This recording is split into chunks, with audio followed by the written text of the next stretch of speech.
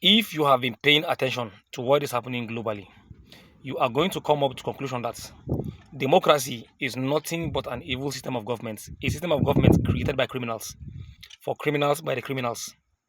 Do you understand? Now, do you all wonder why someone who is a hardliner, someone who is against evil, that have been outspoken about evil that is going on, but the moment he joins democracy, he goes into politics, he becomes a criminal? Do you understand? No. Okay, first of all, what democracy does is they always pick a criminal, someone who is willing to betray his country or his people, and empower him. Now, when they empower him, he goes into the system. He gets a kind of lavish lifestyle he have never experienced. And what happens to someone when he experiences lavish lifestyle, and then all of a sudden that lavish lifestyle ceases to exist? He will go to basically every length, mm, to make sure he gets that lavish lifestyle back. That is the main reason why you see politicians betraying their own people. Do you understand? Politics should never be a full-time job. Do you understand?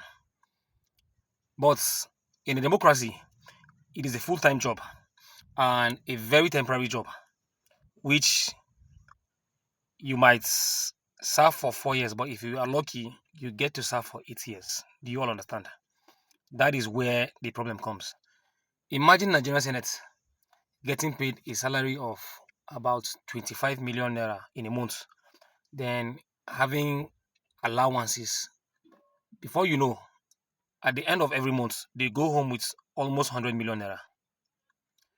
And they get basically house allowance, accommodation allowance, newspaper allowance, feeding allowance, traveling allowance.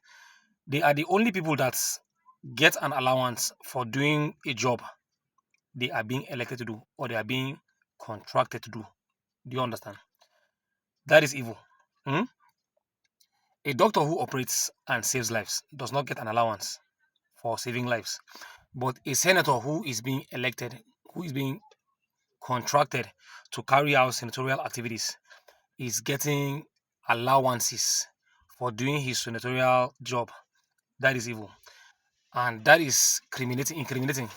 Now, the moment that senator is out of office and he gets broke, we all know how economy runs. If you actually don't have a source of income, even if you have a billion naira, you are going to go broke. You are going to go bankrupt. Now, the moment he's out of office, he becomes broke. And when he is broke, he's used to a lavish lifestyle. Do you understand? He's used to driving a brand new car. He used to living in a very well furnished apartment. He used to living in an apartment that is very expensive. The moment he's out of office, everything he have gathered will start diminishing. And the moment he goes broke, he will go to basically every extent to make sure he gets that lifestyle back. That is where you see politicians betraying their own people for their own selfish gain. Selfish gain. Do you understand?